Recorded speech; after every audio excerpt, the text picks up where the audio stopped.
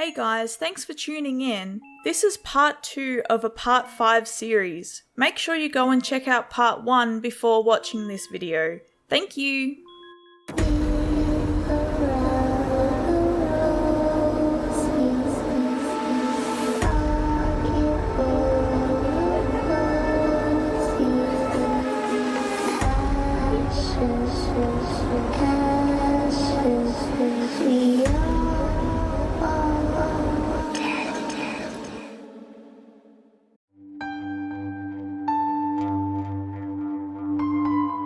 From Ophelia Podcast Network, Dark Stories from the Campfire Podcast combines the storytelling styles of Victorian ghost stories and folklore to present to you original horror stories that'll force you to curl up tighter next to the fire. Available on Apple, Spotify, and anywhere else podcasts are listened to.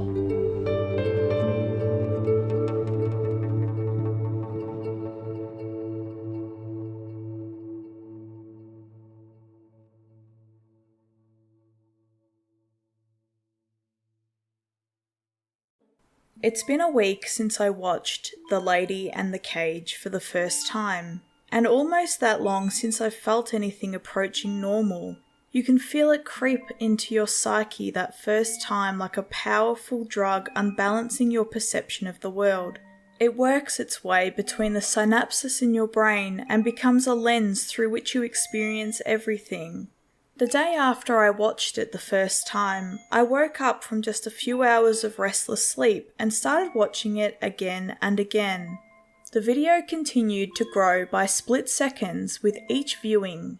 A nightmarish zoo in a black and white world with horrible creatures in old-fashioned carnival cages and a long procession of captives and prisoners leading to a final, massive cage containing the titular entity. Like a drug, an unseen force compelled me to watch repeatedly for the split seconds added to the end with every viewing. I barely left my room that day, and when I wasn't watching the video, I was reading whatever I could find about it. Across dozens of Facebook pages, Discord groups, subreddits, forums, and chats, there are hundreds of posts where people gather to share scary anecdotes and dumb rumours. Most of them are nonsense buried among urban legends or third-hand accounts. My cousin's friend knew someone who watched it that led nowhere. There are claims that the lady comes out and gets you, that you disappear into the video, or that the video becomes the real world, or other increasingly ridiculous bullshit. There's also plenty of speculation about what it is or what it means, who made it or why. It's a zoo on another planet or dimension. It's some kind of red room, an urban legend where actual torture or murder is broadcast live on the internet. It's a European short film from the 30s repurposed to scare people now. Finally, my favourite, it's a literal gateway to hell. Commenters run the gamut from regular users to throwaways and anons to people on Facebook using their real names. Someone posted on a Chan site that they had the link and would share it for a Bitcoin payment. Uberfucks claimed he made the video to fuck with people, and also that he is Q and that he killed Jeffrey Epstein. Tony RN02 claimed he was posting from inside the video. Others claimed that they'd seen it and it was terrifying or stupid, or they hadn't and wanted the link more than anything, or that they were sure that it didn't exist at all. Then there are the rare posts with accurate descriptions which, more or less, matched what I'd seen. 76Steelers09 said that he'd watched the video in a series of posts on Reddit, growing more panicked and incomprehensible with each one. His final post came 9 days after the first and simply read, "I can never close my eyes again, so onward to the abyss." That was posted almost 2 years ago by a user with nearly 5 years of history before in hundreds of unrelated communities, and he hasn't posted anything since. It plays out this way with every plausible viewer. They post about watching it and then disappear inside 2 weeks. As I chased white hairs down the rabbit holes of the internet, I saved screenshots and entire threads to PDF and organized them in folders by date, source, and screen name. I compiled lists and plotted a timeline of the videos spread, and I even started trying to track down actual locations for the viewers. I don't remember a time before that I became so meticulously committed to something, but suddenly putting every piece I could find together became a passion project. Meanwhile, my phone played the video in a nearly continuous loop, and I always turned my attention to it as the lady opened her mouth as she always did. Wider, wider, wider. Her teeth seemed to extend from jaws that press out of her face past the ragged flaps where her lips should be, and the pale glow at the back of her throat shined brighter. A thumping on my door shook me from the trance the video had me in, and my father hollered at me to go pick up dinner. It's 6:30, I realised. Where the hell did the day go? I set my phone down and stood up to look at my tired reflection against the blackness in the windows. For a split second, the video popped onto my computer screen in the reflection, but when I glanced back with a start, nothing was there. I stepped away from the video for the first time in 24 hours when I left to get our takeout, taking winding back roads to let my head clear.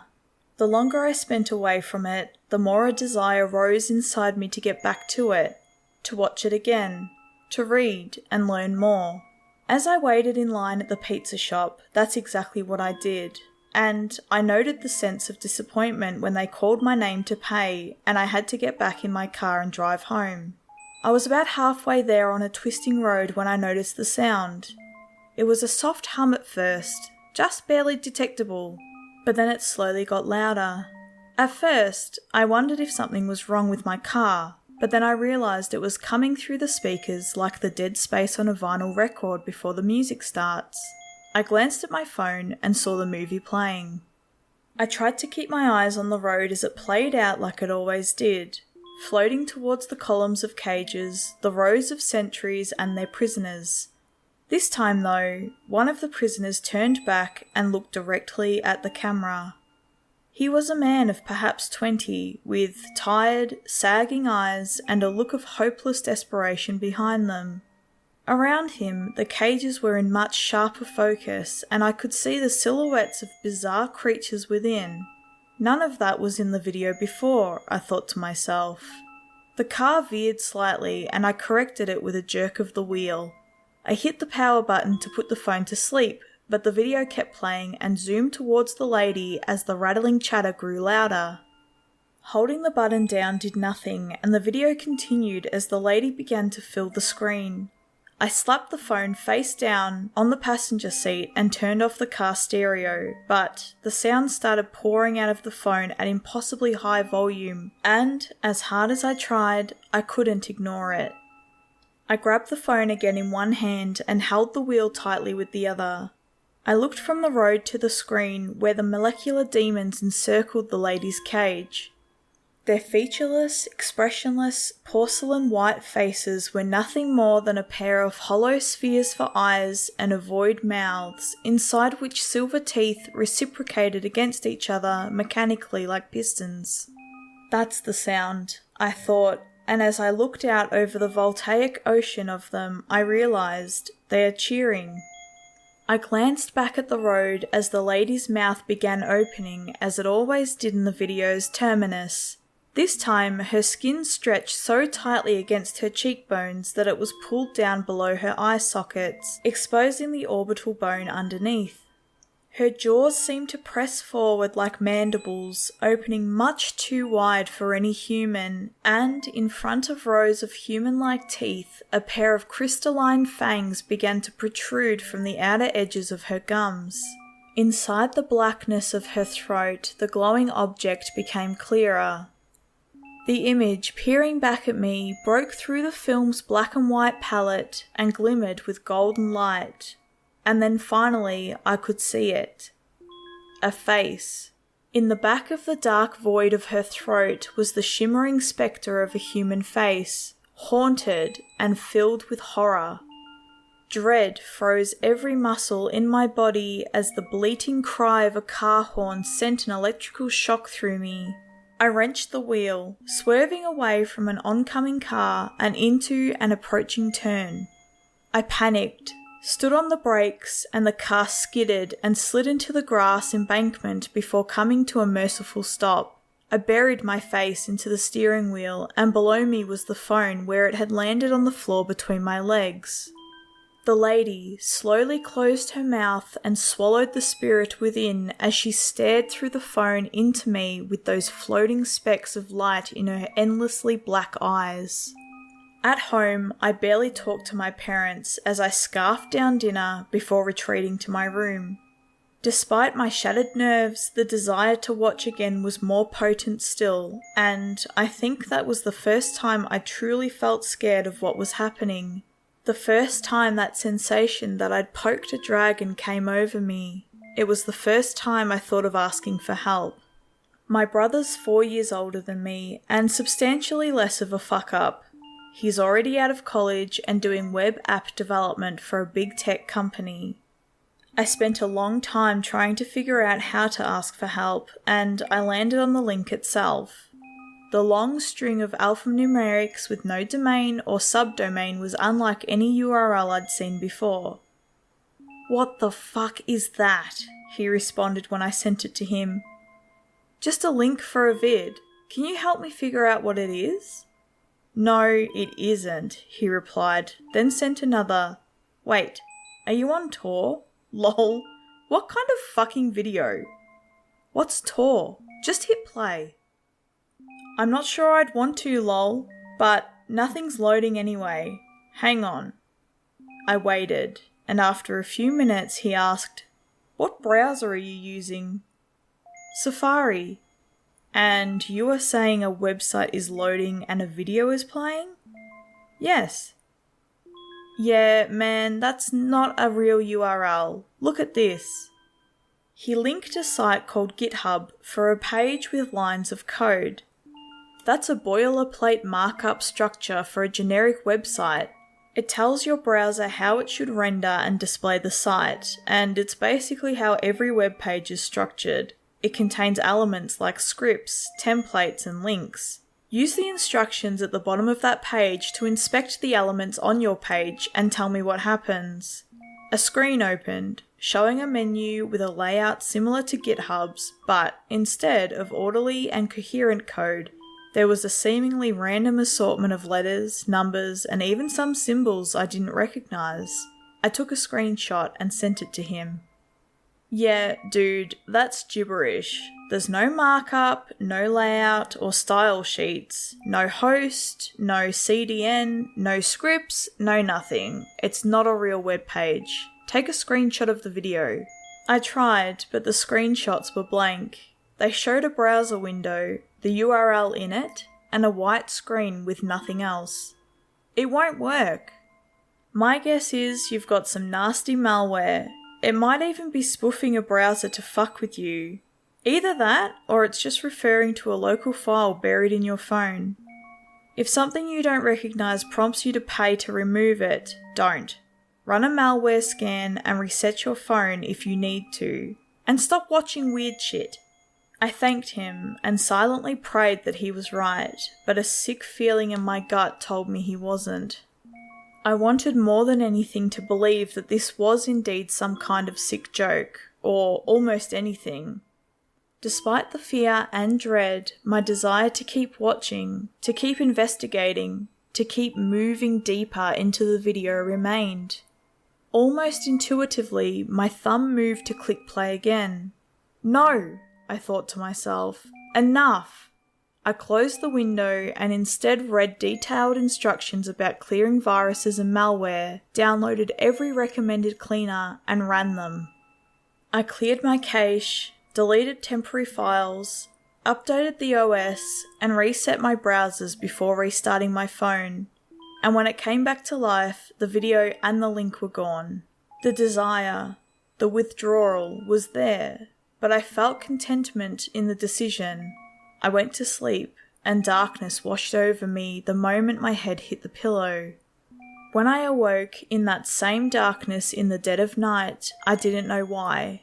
I laid awake in the haze of receding slumber as my eyes acclimated and I tried to detect what had woken me. The sound of my breathing was all I could hear and the night felt silent, but my mind insisted something was amiss. Then I heard it, a soft ratcheting.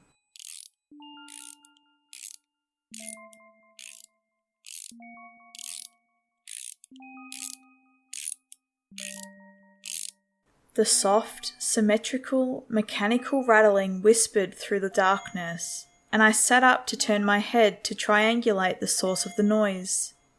I stood up carefully, felt around in the darkness for my phone, and then flicked on the flashlight. Nothing seemed out of place, and I continued trying to find the direction of the noise. Finally, I moved towards my desk, and my eyes fell on my headphones lying across the keyboard. I picked them up and placed them closer to my head.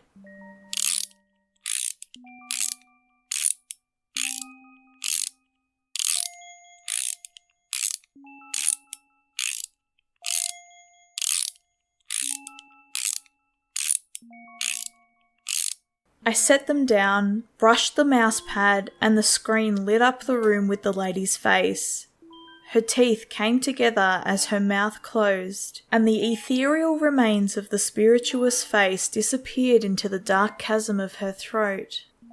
Dozens of molecular demons riotously cheered in throngs around the cage, and as I reached down to close the laptop, the lady lunged at the screen. At me. And for a second, I felt a static force that sent me tumbling backward onto my bed. Then, in front of me, she was on the bars of the cage, racing across them like a spider. New motion in the corner of the screen caught my attention, and two of the massive sentries came forward clutching a struggling captive between them.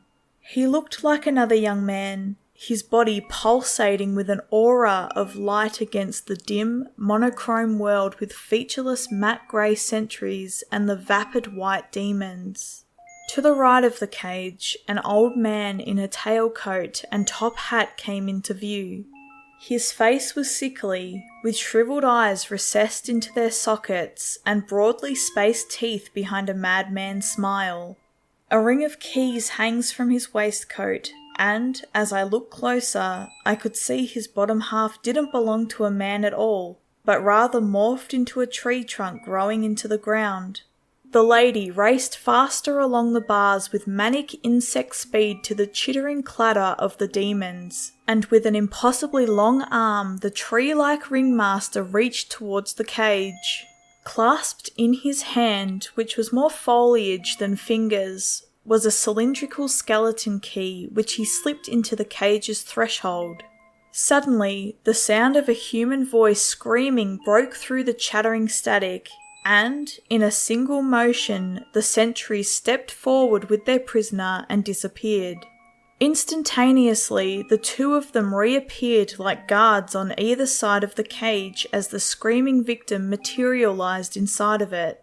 The lady froze, and the demons fell silent so abruptly that for a moment I thought the video had stopped.